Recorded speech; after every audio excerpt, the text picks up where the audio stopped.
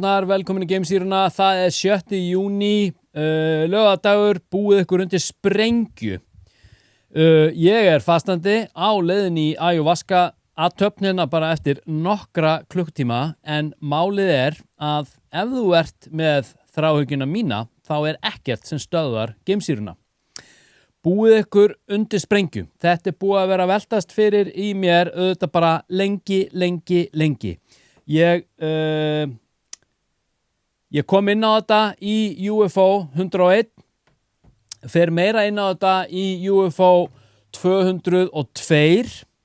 Erik von Daniken hérna kemur inn á þetta, það sem ég er að fara að tala í báðum sínum bókum, í Geimfari til Goðheima og voru guðurnir geimfarar. Sama gildir með Einar Ingvar Magnússon, UFO fljúgandi förhlutir, þessi var gefin út 1994 og hann kemur ítarlega inn á þetta í þessari bók. Einfaldlega því þetta tengist. Við erum að tala tengsl trúarbragða og þá kristinnar trúar við málaflokkin og hvernig þetta einhvern veginn virðist vera að fyllast mikilli dulúð núna þessa dagana og þá sérstaklega vestanhafs. Mér langar að spila fyrir ykkur hérna smá klippu. Þetta er sem sagt ég ætla að byrja hérna bara á J.D. Vance, gerum það, hann er varaforsti Bandaríkjanna í viðtali við CBS og hann er hérna, má ég sjá, kom hérna, gönnum þessu hérna á. We saw aliens.gov. I don't think they're aliens. I think they're demons anyway, but that's a longer discussion. So you think they're demons?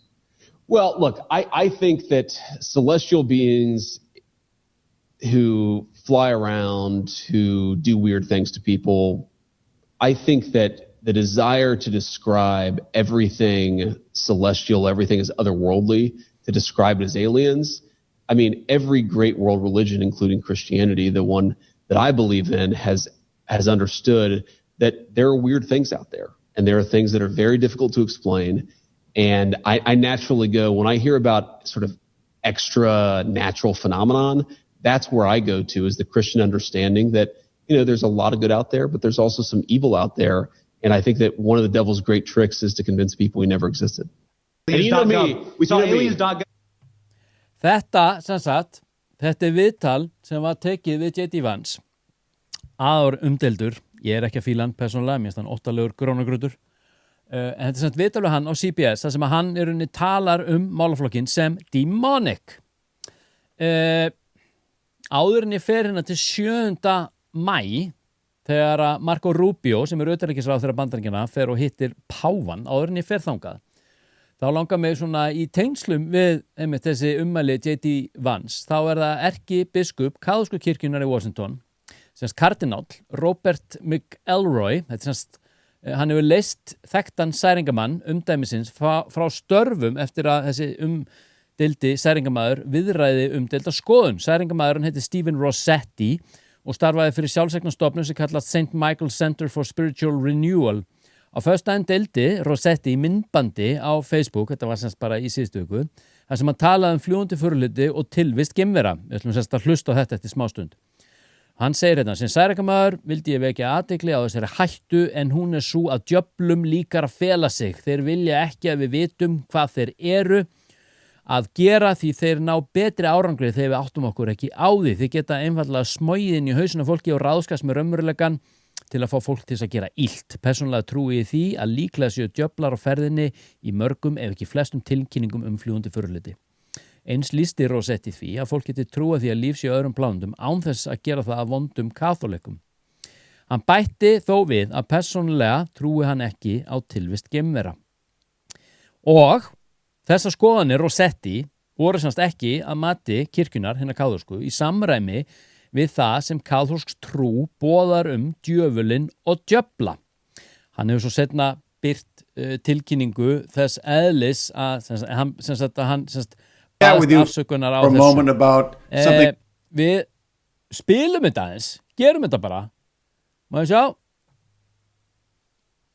Bingo. Which is very much in the news today and on people's minds. That's the whole thing about UFOs and life on other planets.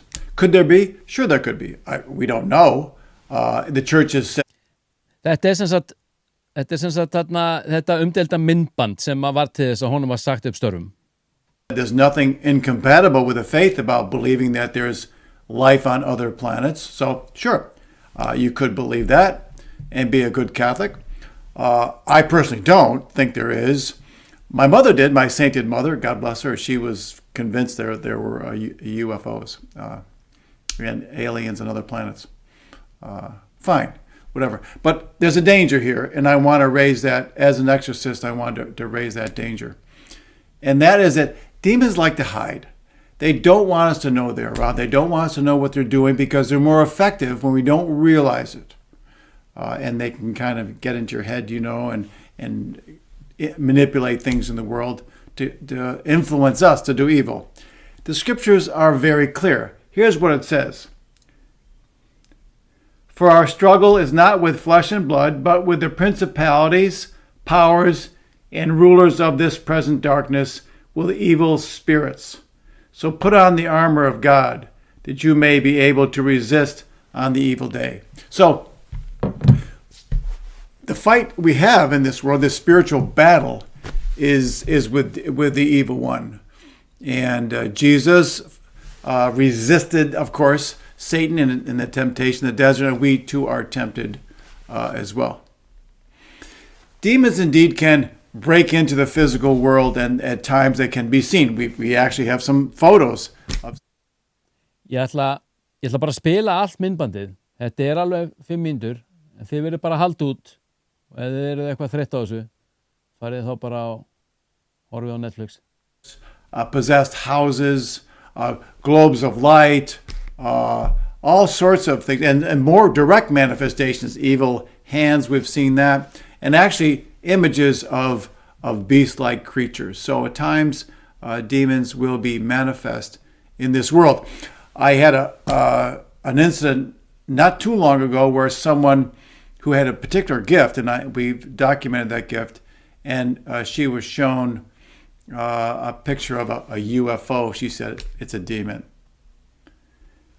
There's no question in my mind, personally, again, this is not de fide, but it's my personal belief that probably many, if not most, of these UFO sightings are in fact demons. And they can do things that we can't do, thus the speed and all sorts of things that human beings can't do.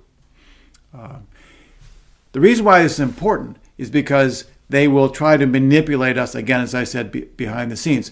I had one woman come to us who lost her grandmother. She loved her grandmother, so she was normally right-handed, so she took her left hand and started engaging in a conversation with her dead grandmother. And there was this automatic writing. These beautiful letters would come across, beautiful letters from her grandmother. She thought, I love you, my beautiful granddaughter, and I love you, and I'm fine, et cetera, et cetera, et cetera. So this went on for about 6 months. Then at the end of 6 months, the letters went south, and they were really ugly. And then she realized this was not her dead grandmother. She was conversing with but a demon. And I think that's true of many people who are engaged with mediums. That's why the church says don't do it.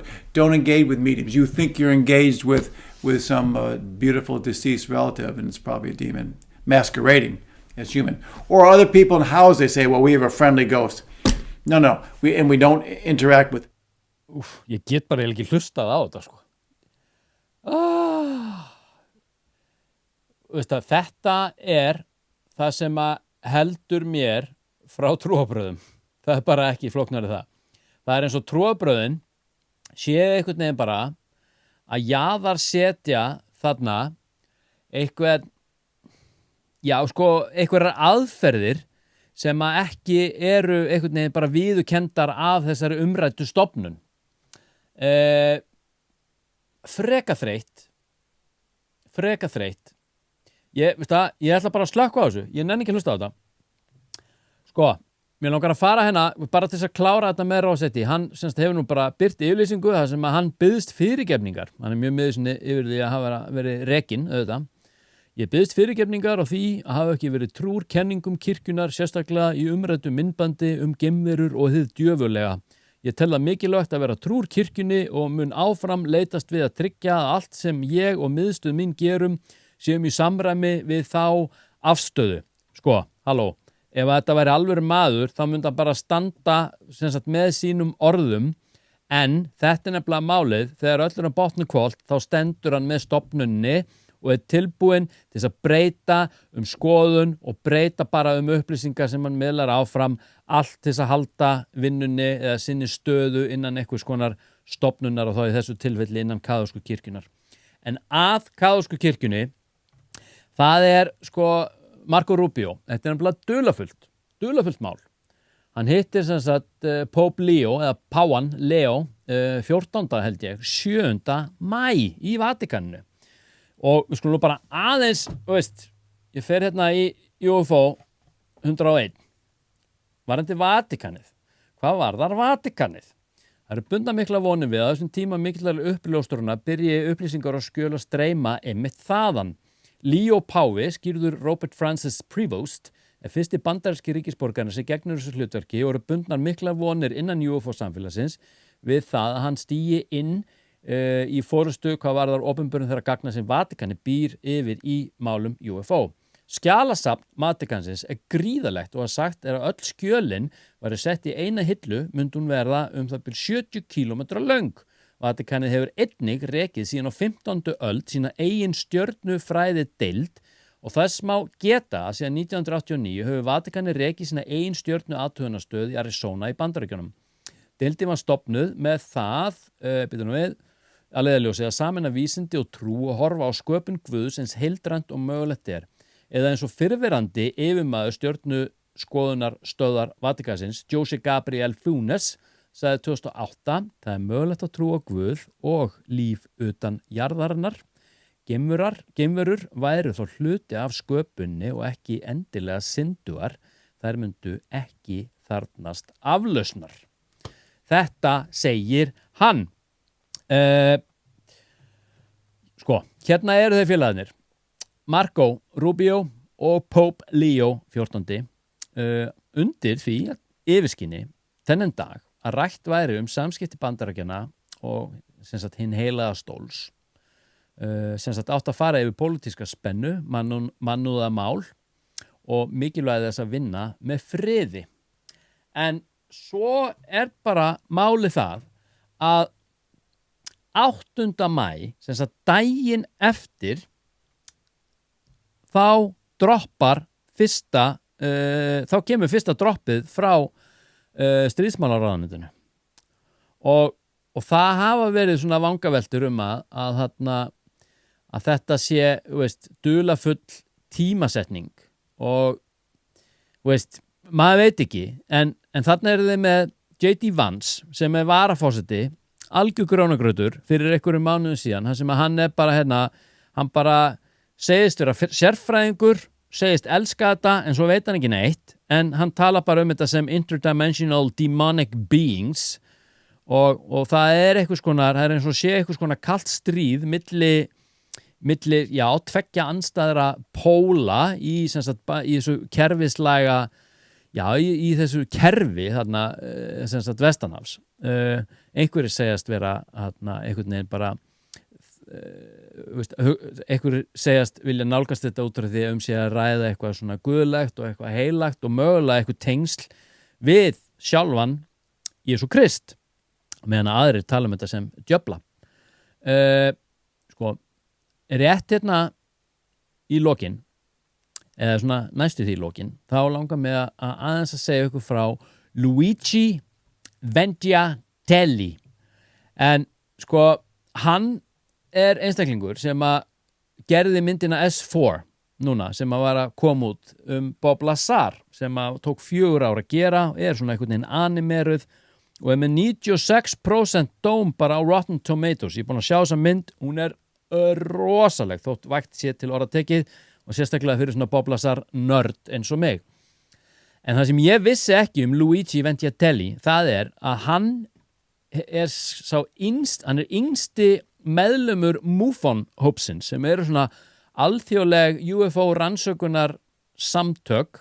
Þetta byggt upp þannig að það náttúrulega einhver stjórnstöð einhver staðar og svo eru bara svona deildir víðsvegar heiminn. Þannig að ef það kemur upp eitthvað UFO tilfelli eitthvað brotnámstilfelli, þá er bara haft samband við svæðisstjóra viðkomandi svæðis og það er bara sem sagt, aðili frá MUFON sendur á staði til þess að framkvæma sem sagt, útfara skýrslu og taka skýrslu, safna gögnum og skrásetja og koma þessi ykkur svona gagnabanka. Og Luigi Vangetelli, hann sem sagt var þarna yngsti meðlumur MUFON og varð svo seinna rannsakandi fyrir MUFON og svo seinna meir sindan þeirri stöðu innan MUFON sem í rauninni bara yfir öllum rannsakandum sem sagt í Kanada.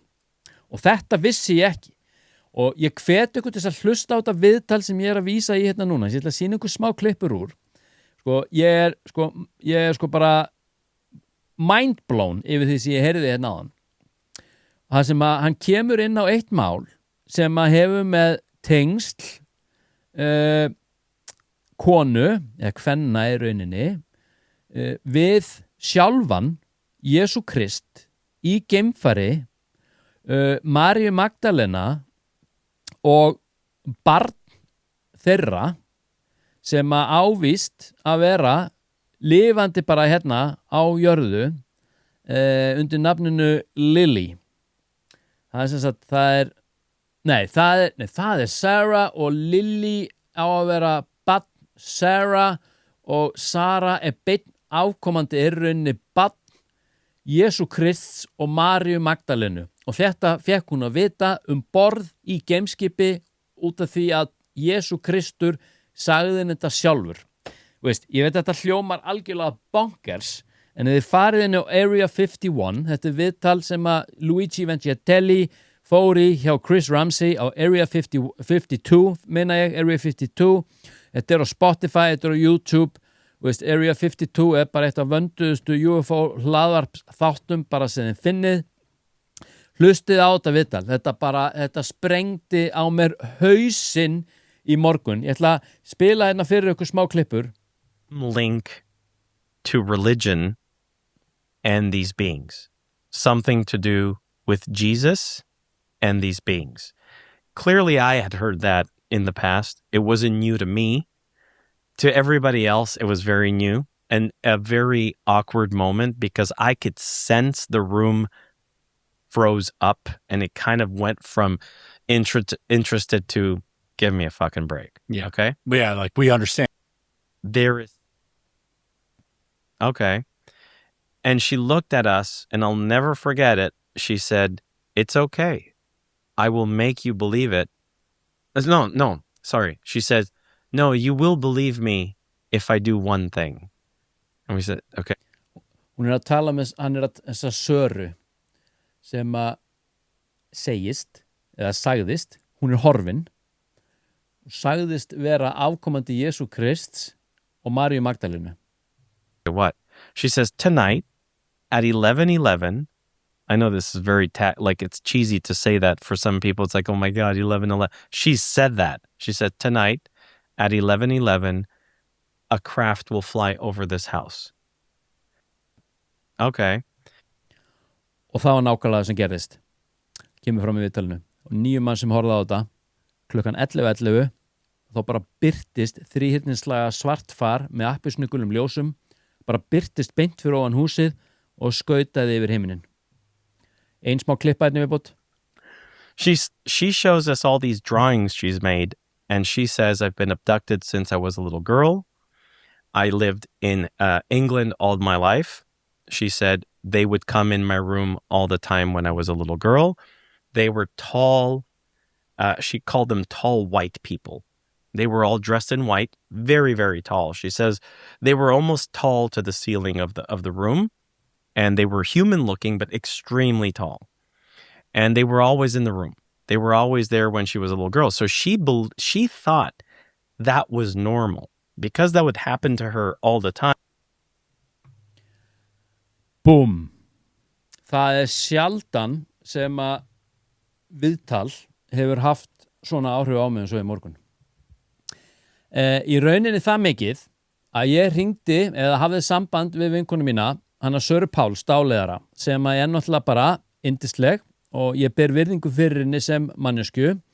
Dáleiðara, hún er andans kona en hún er líka klassískur Jesúhoppari eins og margir myndu segja og oft notaði svona niðrandi orðræðu, Jesúhoppari, en hún semst Jesúkona. Og held ég með kirkjuna, held ég frelsiskirkjan, er hluti af henni eða einhvern veginn. Og Sara Páls geggjuð og við heyrumst oft svona í gegnum Messenger og hún ætla semst að koma til mín hérna á þriðjudaginn í þarnæstu viku og við ætlum að gera þátt saman þar sem við ætlum að fara yfir þessi mál og þessi tengsl í rauninni við málaflokkin, UFO málaflokkin, því að ég algjörlega óflokksbundin hvað var að trúarbrögð, ég ekki í þjóðkirkjunni, ég ekki neinum trúarbragðaflokk, engri kirkju, ég opinn og meira svona kannski hallast að einhverjum vísundum sem að áður en þau verða útskýrð myndu flokkast sem galdrar.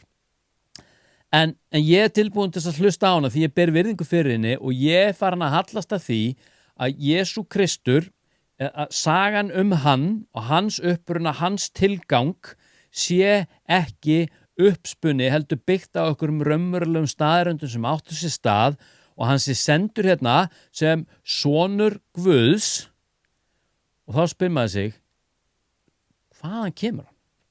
Hvað Guð verið að tala Skiljið? Þetta það sem ég vil komast algjörlega í botts til með henni Söru og við ætlum sérst að ræða þetta, mér hlakka mikið til. Heru, ég verð að fara að hætta þessu. Ég að fara hérna stjörnuvitlaus eins og vanlega í ayahuasca ceremoníu hérna eftir bara einhverja 2-3 klukktíma og fastandi þetta lýsandi yfir hversu mikilvægt þetta fyrir mig. Það ekki pláss fyrir pásu hvað varðar geimsýruna. Hún flæðir og hún flæðir og hún flæðir stjórnlaust og annarkot surfar hana eða þú einfallega drukknar í henni. Við erum að fara inn í einhverja merkilega tíma sem snýra uppruna trúarbragða. Þetta lengsti þáttur geimsýrunar fram að þessu og ég bara ánægður með þetta. Helviti gott. Checkið á þessu viðtali við Ventiatelli við Chris Ramsey á Area 52 og já, kaupið UFO 101 ef þið viljið vita meira og UFO 202 bara á leiðinni í prentun og það næst. Það næsta sem ég mun segja ykkur það í rauninni hvað gerist fyrir mig í kvöld. Kannski liggi þarna bara á dýnunni og María Magdalena kemur þarna til mín og veitir mér bara einhverja syndaraflausn og ég bara uppljómast. Ætli ég verði ekki eitthvað bara born again Christian bara eftir viku. Who knows? Subscribe-ið eða ekki, það Þvottahúsið Geimsýran, finnið mig á TikTok líka, UFO Geimsýran og eða followið mig persónulega undir því nafni sem ég var skýrður, Gunnar Dan á samfélagsmiðlum. Elska ykkur, verðum í bandi, namaste.